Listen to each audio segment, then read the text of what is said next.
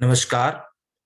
आज मैं 10वीं कक्षा के सांख्यिकी चैप्टर से 1 अंक वाले प्रश्नों को करवा रहा हूं, जो कि 10वीं की बोर्ड की परीक्षा में संभावित आने की संभावना है। तो सबसे पहले जो मैं चैप्टर कराऊंगा क्वेश्चन, वो इस प्रकार से है। केंद्रीय प्रवृत्ति के प्रकार। प्रश्न आ सकता है कि केंद्रीय प्रवृत्ति कितने प्रकार की हो सकती है या कितने प्रकार की हैं। तो केंद्रीय प्रवृत्ति के 3 प्रकार हैं: माध्य, माध्यक और बहुलक। तो प्रश्न आने की संभावना इस प्रकार से हो सकती है कि केंद्रीय प्रवृत्ति कितने प्रकार की होती है या केंद्रीय प्रवृत्ति के नाम क्या क्या हैं, इस तरह से। अगला प्रश्न मैंने इसी से संबंधित लिया है। निम्नलिखित में से केंद्रीय प्रवृत्ति के माप हैं। ऑप्शन है जैसे वर्ग सीमा, बारंबारता, त्वरण और माध्यम। तो इसका उत्तर क्या होगा? बिल्कुल सही, इसका उत्तर होगा माध्यक। इसी तरह इसी से संबंधित अगला प्रश्न मेरा है कि निम्नलिखित में से केंद्रीय प्रवृत्ति के माप नहीं है। ऑप्शन में वो ढूंढना है जो कि केंद्रीय प्रवृत्ति के माप नहीं है। ऑप्शन है आपके पास माध्यक, बहुलक, बारंबारता और माध्य। इन चारों में से आपने वो ढूंढना है जो केंद्रीय प्रवृत्ति के माप नहीं है। तो इसमें अगर आप ध्यान से देखें तो ऊपर मैंने आपको केंद्रीय प्रवृत्ति के 3 प्रकार बताए हैं: माध्य, माध्यक, माध्यक और बहुलक। तो इन तीनों में तो 4 ऑप्शनों में 3 तो हैं, चौथा जो ऑप्शन आ रही है उसमें बारंबारता, ये ऑप्शन नहीं है। इसका मतलब है कि इसका उत्तर है बारंबारता। नेक्स्ट जो इसमें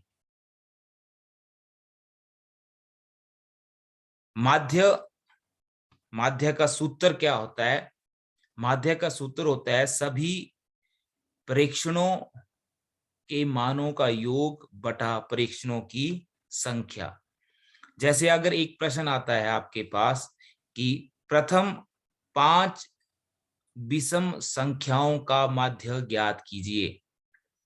प्रथम 5 विषम संख्याओं का माध्यम ज्ञात कीजिए।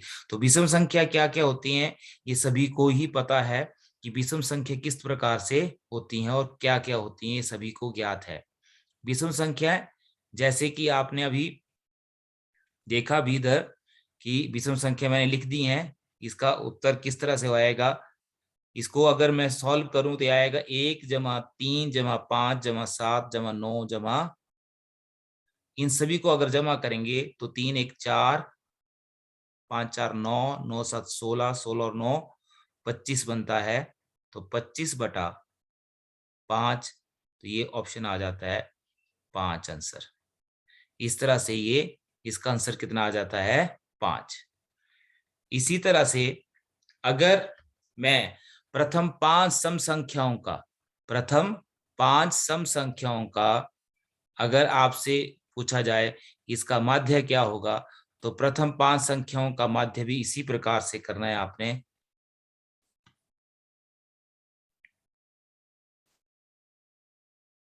पहले हमने प्रथम 5 संख्या लिख देनी है। 5 संख्या 2 जमा 4 जमा 6 जमा 8 जमा 10 बटा 5। जो पहली 5 संख्या है वो लिखनी है आपने, और उन्हीं का सभी का सम अगर मैं कर दूं यहाँ पे, तो इसका सम हो जाएगा 4 जमा 2 6, 6 12, 12 और 8 20, 20 जमा 10 कितने हो जाते हैं? 2 और 4 6, 6 और 6 12, 12 और 8 20, 20 और 10 30। इन सभी का सम कितना हो गया? 30 बटा 5। और 5 के पाड़े में आता है ये 5 एकम 5, 5 के 30। तो इसका माध्य कितना हो जाएगा? 6। कितना हो जाएगा इसका माध्य? 6 हो जाएगा। इसी तरह से नेक्स्ट प्रश्न इसी तरह से है कि प्रथम 7 प्राकृतिक संख्याओं का, पहली 7 प्राकृतिक संख्याओं का माध्य क्या होगा। तो इसको भी हम इसी प्रकार करेंगे। पहले 7 परी में जो प्राकृतिक संख्या है, नेचुरल नंबर जिसे बोलते हैं हम, उनको लिखेंगे हम, और उसके बाद इसका सम करेंगे। तो यहाँ पे देखें, 1 जमा 2 3, 3 और 3 6, 6 और 4 10, 10 और 5 15, 15 6 21, 21 और 7 28, 28/7, ये बन जाता है 7 चौके 28। 7 के पाड़े में आता है 7 एकम 7, 7 चौके 28। तो इसका माध्य कितना आ गया, इसका माध्य आ गया आपका, माध्य बराबर है 4 आ जाता है। तो इस तरह से आपने ये प्रश्न इनमें से जरूर आएगा, कोई ना कोई, किसी ना किसी सीरीज में अवश्य ये प्रश्न पूछा जाएगा कि पहले 5, पहली 5 की जगह 4 भी हो सकता है, 3 भी हो सकता है, 7 भी हो सकता है, 8 भी हो सकता है, किसी भी लगातार विषम संख्या, सम संख्या, प्राकृतिक संख्या, अभाज्य संख्या, ये कोई भी इस तरह का कोई प्रश्न आए तो सीधा सा सूत्र है इसका, सभी प्रेक्षणों के मानों का योग, जो मान है उनका क्या करना है, योग, और उसके बाद उसको बटा उतने ही प्रेक्षणों से हमने कर देना है। तो इसी तरह से प्रत्यक्ष विधि से माध्य का सूत्र जो निकाला जाता है वो होता है समीशन ऑफ एफ एक्स आई बटा समीशन ऑफ एफ आई। इसी तरह से कल्पित विधि माध्यम सूत्र जो होता है ए जमा समीशन ऑफ ए जमा समीशन ऑफ ए, क्या है यहाँ पे, ए होता है कल्पित माध्यम, कल्पित माध्यम के ए क्या होता है इसमें, कल्पित माध्यम होता है, ए होता है हमारे पास यहाँ पे कल्पित माध्यम। और एफ आई और डी आई, डी आई जहां पे डी आई क्या होता है, एक्स आई में से ए को माइनस करना है। कई बार यहाँ छोटा सा प्रश्न पूछा जाता है कि बट यहाँ पे डी आई का मान क्या होगा, सूत्र दे दिएगा होगा आपको, और यहाँ पूछा होगा कि डी आई बराबर एक्स आई, डी आई का मान क्या होगा, एक्स आई माइनस खालिस्तान हो सकता है, या खालिस्तान माइनस ए भी हो सकता है। किसी भी प्रकार से प्रश्न पूछा जा सकता है, तो आपको ये पढ़ा होगा तो याद आ जाएगा, अन्यथा नहीं। अगला प्रश्न हम करेंगे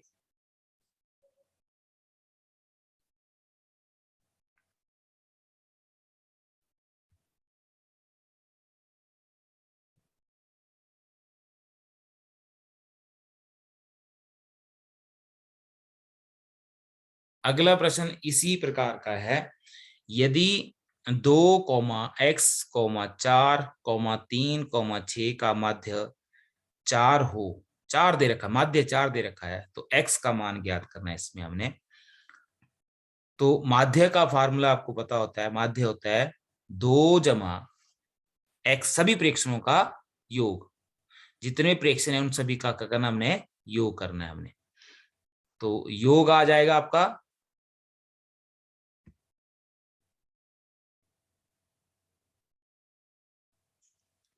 2 जमा x जमा 2 जमा x जमा 4 जमा 3 जमा 6 बटा 5। माध्य हमें दे रखा है, कितना दे रखा है, 4। तो 4 बराबर है 15, इन सभी का 2 जमा 4 6, 6 और 3 9, 9 और 6 15, 15 और x को हम इसमें 15 में जोड़ेंगे नहीं, तो 15 जमा x हो जाएगा बटा 5। अब 5 जो है गुणा में हो जाएगा, 5 को 4 से गुणा 5 के 20 बराबर है 15 जमा x। अब x का मान ज्ञात करना है, तो x 15 के साथ जमा में है, तो जमा का जाके उधर जाके होगा माइनस, तो 20 माइनस 15 बराबर है x, तो 5 बराबर है x का, 5 किसके बराबर आ जाएगा। इस प्रकार हमने x का मान क्या ज्ञात कर लिया, 5 आ गया। अब एक बहुत ही इंपॉर्टेंट लाइन है, इसको ध्यान रखना है, बहुलक और माध्यक को हम ग्राफ द्वारा नहीं निकाल सकते हैं, सिर्फ और सिर्फ बहुलक और माध्यक को हम ग्राफ की विधि द्वारा भी, जो संख्यांकी के सबसे अंतिम एक्सरसाइज है उसमें हम ग्राफ की विधि से बहुलक और माध्यम को ज्ञात करते हैं, पर इस बार कोरोना की वजह से वो एक्सरसाइज हमारी डिलीट है, तो इसलिए हमने वो किया नहीं है। बट हम बहुलक और माध्यम के द्वारा बहुलक और माध्यम को ग्राफ की विधि द्वारा भी निकाल सकते हैं। पर अगर प्रश्न ऐसा पूछा जाता है कि ऐसा कौन सा आपका बहुलक माध्यक और माध्य में से कौन सी कौन सा आपका विधि केंद्रीय प्रवृत्ति है, कौन सी केंद्रीय प्रवृत्ति है जो ग्राफ की विधि द्वारा नहीं निकाली जा सकती, कौन सी केंद्रीय प्रवृत्ति है जिसे हम ग्राफ की विधि द्वारा नहीं निकाल सकते हैं, तो वो होगा बहुलक। और माध्यम तो निकाल सकते हैं, पर किसको नहीं निकाल सकते हम? माध्य को। तो वो आ जाएगा आपका माध्य। इसी तरह से अगला प्रश्न है आपका वर्ग अंतराल से संबंधित। वर्ग अंतराल से संबंधित आ सकता है कि वर्ग चिन्ह निकालने के लिए आ सकते हैं, या मध्य बिंदु और या वर्ग चिन्ह, एक ही बात है। तो मध्य बिंदु होता है वर्ग अंतराल की ऊपरी सीमा और निचली सीमा का योग बटा 2। जैसे अगर आपसे प्रश्न यहाँ है 10 और 25 वर्ग अंतराल का मध्य बिंदु या वर्ग चिन्ह क्या होगा, तो इसमें हो जाएगा दोनों का योग। 10 जमा 25 बटा 2 बराबर है 35 बटा 2 बराबर है 17.2। जब इन दोनों को भाग करेंगे तो ये हमारे पास 17.5 आ जाएगा। अब आगे बहुलक क्या होता है, या बहुलक हम किस प्रकार निकाल सकते हैं? तो बहुलक होता है प्रेक्षणों में वो मान जो सबसे ज्यादा बार आता है, बहुलक कहलाता है। इसके कुछ सूत्र हैं जो कि आपको इन तीनों में से किसी भी तरह से है, इसका एक ही सूत्र, ये बहुलक बराबर है 3 माध्यम माइनस 2 माध्यक भी लिख सकते हैं। इसको लिखने का तरीका ही है ये, 3 माध्य बराबर है बहुलक जमा 2 माध्य, और 2 माध्य बराबर है 3 माध्यक माइनस बहुलक। इसको लिखने का तरीका है, तो इसको फार्मूला एक ही है, ये फार्मूला एक ही है, पर इसको लिखने का तरीका है अलग अलग। जैसे यहाँ पे अगर हमें बोलूं इसको, जैसे यहाँ पे बहुलक बराबर है 3 माध्यक माइनस 2 माध्य है। तो जब बहुलक यहीं रहने दिया, इस माध्य को उठाकर मैं इधर ले गया, तो ये आ जाएगा 3 माध्य बराबर है बहुलक माइनस को उधर जाके क्या हो जाएगा, प्लस। तो बहुलक जमा 2 माध्यम हो गया। इसी तरह से इस 2 माध्यम को अगर मैं उठा के इधर ले जाऊं, इस तरफ ले जाऊं, तो ये जमा को हो जाएगा। और बहुलक को जब बहुलक को उठा के इधर लेके गया, तो ये क्या हो जाएगा, माइनस का। तो 2 माध्य बराबर है 3 माध्यक माइनस बहुलक। तो इस तरह से आपका ये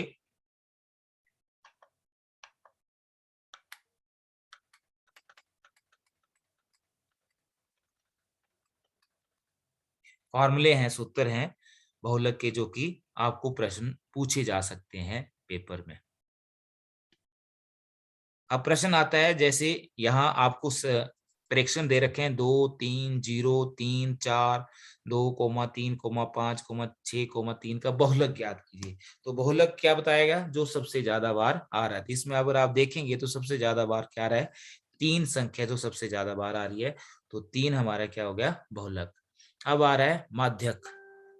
माध्यक का सूत्र क्या है? माध्यक के लिए हम प्रेक्षणों को सबसे पहला जो प्रेक्षण दे रखे हैं एक नंबर के लिए, उसमें आरोही या अवरोही क्रम में लिखा जाता है। यदि प्रेक्षणों की संख्या विषम हो, तो हमारे पास जो फार्मूला बनता है या सूत्र बनता है, वो होता है प्रेक्षणों की संख्या कितनी है। अगर वो विषम संख्या है, तो अगर जैसे 5 है, तो 5 में 1 जमा करेंगे बटा 2 करेंगे, तो 5 जमा 1 कितना हो गया, 6 बटा 2। तो वो हो जाएगा 6 बटा 2 मतलब 3 के बराबर आ जाएगा। तो तीसरा प्रेक्षण उसका क्या हो जाएगा मेरे पास, माध्य को। जैसे ये प्रश्न है मेरे पास 7 5 6 2 1 में माध्य ज्ञात कीजिए। तो माध्य क्या हो जाएगा, इसमें आरोही क्रम में लिखेंगे। सबसे पहले 1 फिर 2 फिर 5 फिर 6 फिर 7। यहाँ प्रेक्षणों की संख्या क्या आ जाएगी, 5 है, जो कि विषम संख्या है, तो 5 में 1 जमा करेंगे 6 हो जाएगा। तीसरा मान होगा, जो कि तीसरा मान यहाँ पे कितना है, 5। तो 5 हमारा क्या हो जाएगा, माध्यक हो जाएगा इस प्रश्न का।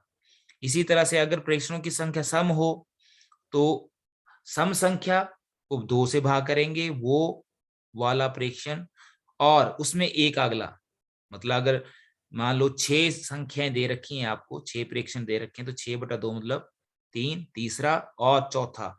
जो तीसरा और चौथा प्रेक्षण होगा, तीसरा और चौथा संख्या होगी, जो तीसरा और चौथे स्थान पर जो मान होगा, उन दोनों का योग बटा 2 करें, औसत निकालेंगे, मतलब उन दोनों का मान बटा 2। जैसे ये प्रश्न दे रखा है, सबसे पहले इसको हमने क्या किया, आरोही क्रम में लिखा। आरोही क्रम में जब लिखा तो इसकी 8, हमारे पास ये 8 संख्या आ जाती है।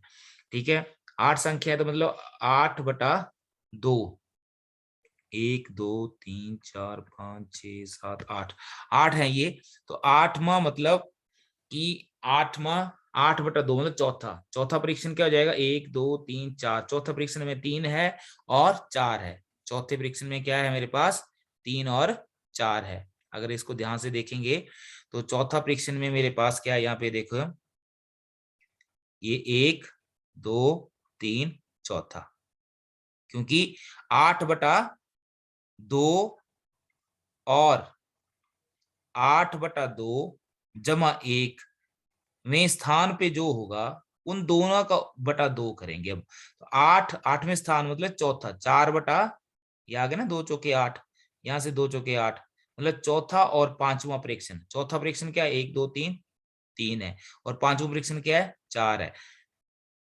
तो यहां आएगा मेरे पास 3/4, 3/4, 4 और 3 7, 7/2, 7/2, 7/2 को इसको करेंगे तो कितना आ जाएगा, 3.5। कितना आ जाएगा ये, 3.5 आएगा। इसमें थोड़ी सी कैलकुलेशन में गलत हो गया था, तो ये कितना आएगा, 3.5, 3.5। तो ये जो प्रश्न है, जो संख्यांकी में पूछ सकते हैं, इस इतने ही प्रश्न बनते हैं, इसी तरह के प्रश्न बनते हैं, इसके अलावा और कोई प्रश्न नहीं बनते हैं संख्यांकी। अगर आप इनको करेंगे तो निश्चित तौर पर कम से कम, जो इस बार पैटर्न चेंज हुआ है 20 प्रश्न आने के, तो संख्यांकी में ज्यादा नहीं तो कम से कम 3 प्रश्न जरूर आएंगे और इसी तरह के प्रश्न आएंगे। तो आप इसको ध्यानपूर्वक समझे, करें और पेपर में अच्छा स्कोर करें। धन्यवाद।